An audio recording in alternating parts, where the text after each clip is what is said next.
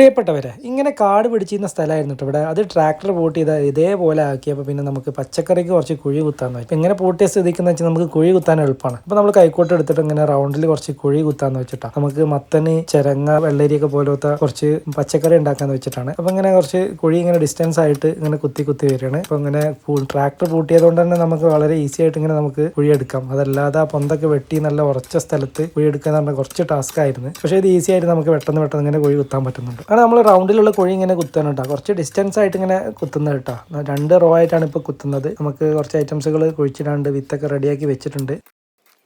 ഈ ഒരു സൈഡിൽ 6, അതുപോലെ ഈ ഒരു സൈഡ്, അത് കഴിഞ്ഞിട്ട് അപ്പുറത്തെ സൈഡിലും കൂടി ഒരു റോ കുത്തിയിട്ട് ഒരു 6, അങ്ങനെ ടോട്ടൽ ഒരു 19 കുഴി കുത്തി. അങ്ങനെ ആ കുഴിയൊക്കെ ഒന്ന് ഇങ്ങനെ നനച്ചിട്ടിട്ടാ കുറച്ച് വെച്ചാൽ നല്ല ഉറച്ച സ്ഥലമാണ്. അടിയില പൂട്ടിയതിൻ്റെ താഴെ ട്രാക്ടർ പൂട്ടിയതുകൊണ്ട് നമുക്ക് ഈസി ആയിട്ട് കുഴി കുത്താൻ പറ്റി. പക്ഷേ അതിൻ്റെ താഴേക്ക് നല്ല ഉറച്ച സ്ഥലമാണ്. അപ്പോൾ ജസ്റ്റ് ആ 19 കുഴി ഇങ്ങനെ നനച്ചിട്ട്. അപ്പോൾ ഇന്നത്തെ വീഡിയോ എത്ര ഉള്ളൂ. ബാക്കി നമ്മൾ കുഴിയിൽ വിത്ത് നടുന്ന വീഡിയോ ഒക്കെ ആയിട്ട് പിന്നെ കാണാം. അപ്പോൾ വീഡിയോ ഇഷ്ടമാണെങ്കിൽ ലൈക്ക് ചെയ്യുക. പുതിയ വീഡിയോസ് കിട്ടാൻ വേണ്ടി ചാനൽ ഒന്ന് സബ്സ്ക്രൈബ് ചെയ്തേക്കും. അപ്പോൾ വീണ്ടും അടുത്തൊരു വീഡിയോ കാണുന്നവരേക്കും ബൈ.